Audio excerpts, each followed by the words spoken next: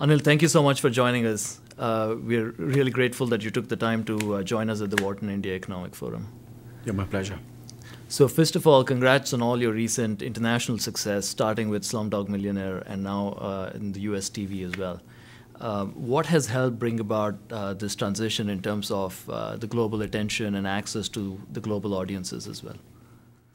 Well, everything is the same exactly, but only the audience and the scale of what we do is different. Yeah. Obviously, the scale over here is much bigger in every which way, and the numbers are bigger. So that's otherwise it's the same camera, same director, everything. Acting is the same.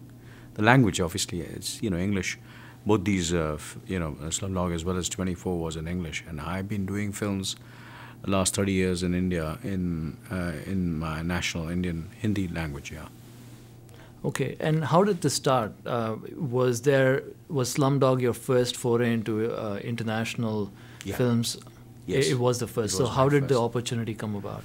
Well, I think it's it's just destiny. I feel I think Danny Boyle must have come to India, must be wanting to cast this role, and he must have asked the casting director, must have done his research, his inquiry, to who's the right person. I think, and they got in touch with me. I didn't know who he was. I didn't know who Danny Boyle was, to be honest with you. And it's my son who told me that he's a huge director. And then I did find out, and I came to know that he is. I was aware of his films, but not him. Okay. Sometime it happens, and so I just did the film, and the film became huge. Well, it's history now. Right. What do you think accounts for its success? Why was it so successful at reaching to so many different audiences? Well, now, obviously, I think a lot has been said about it, and everybody knows, it hit a chord worldwide, and that's the reason I have spoken enough of it, and I think everyone has spoken a lot about Slumdog Millionaire, but it is something which is once in a century, film which happens once in a century or once in a lifetime, and a film which not only creates critical history, but even commercially because of huge success. And so I think worldwide, in its own way, it just hit a chord everywhere, wherever I go, every country. People have just loved the film. So do you think that the attention that the Indian film industry is now getting, thanks to Slumdog Millionaire, could have a significant impact on the rest of the industry? Or do you think life goes on and movies get made the same way and targeting the same audiences? Well, majority is the same. Majority. Okay. Most of the films are being made the way they used to be made. But I'm sure there's always, like when there is such a success, and there are people who want to, make a difference, want to do films the way they want to, and they believe in, and what they they want to do it, passionately. So, definitely the numbers have increased now. There are a lot of people who are making films, which they expect to appeal to the global audience, and the effort is there.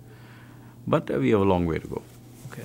So I believe the term that the industry uses for this is crossover cinema, right? Where you make movies in India and you're trying to reach audiences elsewhere.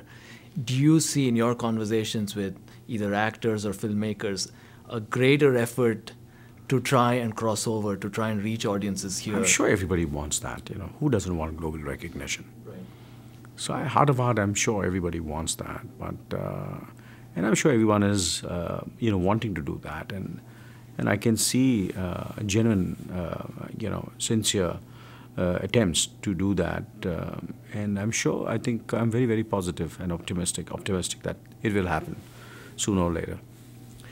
Do you believe that cinema in India, in fact, I just spoke to Rakesh Mehra, who's talking about making movies that are perhaps based in the US or partly in the US, which is trying to connect to both Indian and US audiences, which is for parallel release in these markets and so on. Is that a big trend, or is that just a reaction to Slumdog Millionaire and that's going to go away in a couple of years? No, I don't think anything is going to go away in a couple of years. I think it's, people are, it's going to happen, definitely. It's going to happen. Of course, it's going to happen. Okay. So let's talk about the other hat you wear. That's that of a producer. So when you produce movies, what's driving your decisions about which kinds of movies to make and which ones not to make? It depends. Now there are, like when I made Gandhi, my father, I just obviously I had the global audience in mind, and I wanted the film to appeal to to the people worldwide, and that's the reason I made the film in Hindi and English. And I think I was one of the first people to do that. And there are other films also, but this was a film which I felt would, and that was the intent. And we did our best to make a film which was aesthetically, technically, would, can stand on its own with any of the films made anywhere in the world. And that's what the attempt was when I made Gandhi, my father. So was my sincere effort with my director, and I produced the film. That was my first film. Earlier, I used to make films with my brother. They were mainstream Bollywood masala films, which I also make still. I do make now independently, and the reason I do that is obviously because I love those films, and they do well in the Indian diaspora, and that's the way I did my acting career also. I would do both kind of films. Some films which were the masala Bollywood films, entertaining films, mainstream films, which appeals to the general masses and majority of the people in the country, and the other films which I would do for myself to satisfy my creative instincts. Okay. It's interesting you didn't mention anything about return on investment or any of those things. And when we talk to studios over here and their green lighting process, there's an analysis of the potential market, how many people can you reach, what's the genre, what's the potential I've size. never done that. I've never done that. I think that's their job. And obviously my job also as a producer, but first and foremost, it's the content, it's the material which I get, and then I get very much passionately into it. And now slowly and steadily I'm learning, to be slightly more aware of the potential market and the potential numbers and the returns, and otherwise I just used to make films, and that's what my father did, my brother did, I did. Just make the films from your heart and never really bother about what the budget of the film is going to be. I just made the film because I loved making films, and it's part of my life and part of it's not really thinking about the things might completely go topsy-turvy where budget is concerned, where numbers are concerned, and there might be no return. Right. So really, like when I made Gandhi, my father also, I really never thought about what my returns are going to be, when I'm going to get my investment back. But I was fortunate that I did get my investment back, most of my investment in Gandhi, my father. In other films which I've done, I've been fortunate till now. Okay. Now, as you were talking about your decision process, you also mentioned your brother, your family, and how you've, I guess, grown up in a cinema family. Yeah, it's a family business in a way. Yeah. Right. So, what is it about the film industry that ensures that family members usually stay in this business? People don't want to leave it; they want to continue in the industry. What is it about the business about cinema that keeps people plugged in through multiple generations? I don't know. It's a fame. It's a thrill. It's the creative satisfaction, and it's a great medium, I think. And you get addicted to it, and it's like for example, my children. Me and my wife, we tried our best to not to discuss films, not to get film magazine to the house, and no business talk about films, entertainment, and kept them away. They studied abroad, and ultimately all three of them are in films. Your daughter, in fact, is an actor, and she had a couple of movies come out recently, right? Yeah. Both my daughters now. My eldest daughter is an actress, my younger daughter is a film producer, and my son is studying films in Chapman University in Orange County, California. So is that the third or the fourth generation of film folks in your family? Third generation. That's the third generation, okay. And do you think the industry is just as accessible to people from the outside? So it's easy for your kids to get in. Can outsiders enter the film industry easily? Yeah, it is. It is. You see, it's up to it's up to the individual. You know how he. I think you see, it's such a big pie. And I think there's an opportunity for everybody. Everybody. Yeah, it's up to the individual how passionate he is about making it. Okay. You said it's a big pie, and it is clearly a big pie, and it's grown a lot in the last 10, 20 years. What do you attribute it to? Why has this industry taken off the way it has in 20 years?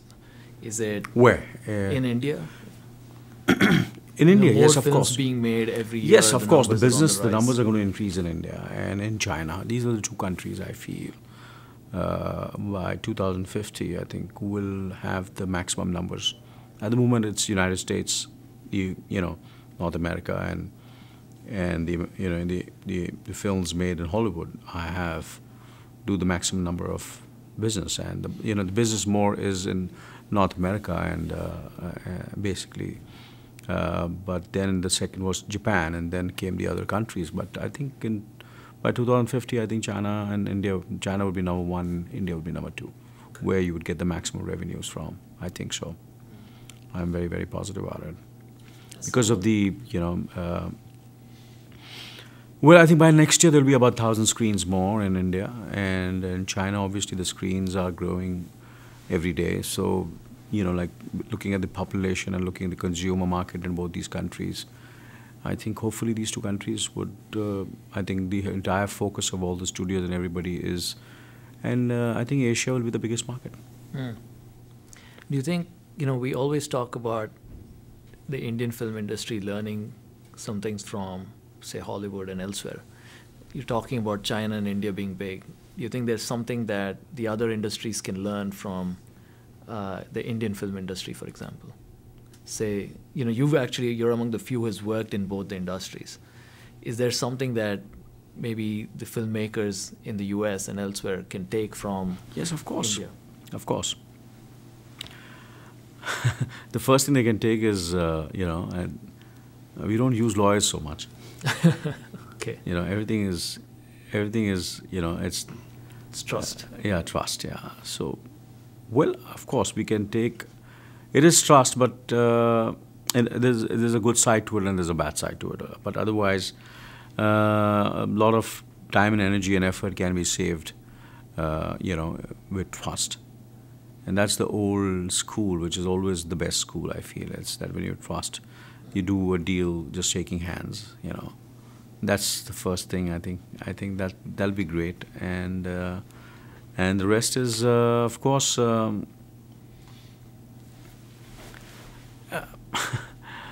there's a lot to learn for us, for us to learn from them, of course. They're always, they're much, much ahead of the game, definitely, yeah. And there are so many, like, I think trust is a good one. Yeah, trust there's is a good certainly one. significant contracting, and that's a big difference between India and here. Yeah. Okay. What's your reaction to the entry of corporates into the Indian film industry? As somebody who has grown up in the industry and in a somewhat more closed environment where your family was in the industry and so on, and now that you have all these entries from elsewhere, corporates who are running the show in ways that wasn't the case previously. Do you see that as a positive trend, a negative trend? What's the good and the bad of it? Till now it's negative. Why is that? Till now it's not been good because you see the corporates came into it, they didn't really know how to, because, films made in India and in the film industry and everything was completely, it was, it just you cannot learn it, to make films and, how to go about it and how to deal with people, coordinating people, creative people, it's you can't buy them with money. There are other things which you have are also important, but the only thing is that they did everything with the power of money, and it just doesn't work like that. And somewhere I think people got slightly deluded about what they, what exactly their actual value was, and they overvalued themselves because of the corporates and everything was hyped up. and there was an artificial bubble which was created and created by the corporates, and because of the corporates when they came into it, and it had to, then we had to have a, there was, and 2009 and 8 has been not pretty good, and 2010 also, like 2007 6 7 was very good, and 8 9 10 I think it's been really bad. It's bad for the industry, it's bad for the corporates, so it's not been pretty good. It's because of the kind of everything was completely everybody was deluded about what exactly, nobody really knew where they really stand, and it was just artificial whatever happened, and So it there had was to a bubble crash. they created, pumped in too much money, but nothing else that they were adding in there. And do you see it rectifying? Are they It learning is. from I think their by mistakes? 2011 things should be good. Okay. Well, Water, last as yeah. you say, water finds its own level. Right. Well, lastly, let me ask you, perhaps from a personal perspective, what do you see in the future for Anil Kapoor, the actor, the filmmaker, the producer? What's the next phase for you? I just flow with day to day, So wherever and that takes you. wherever it takes. It's a journey which I have. I'm just going with the flow. So I don't know where it's going to take me, but I'm enjoying myself. It's the best phase of my career, and every moment I'm relishing it. I'm soaking into it, and traveling all over the world and working and juggling both worlds. I was working in the USA and working in India, so it's great. It's pretty clear you're enjoying yourself, and I should say the joy is ours that you could join us. Thanks so much for being here. We appreciate it a lot. Thank you so much.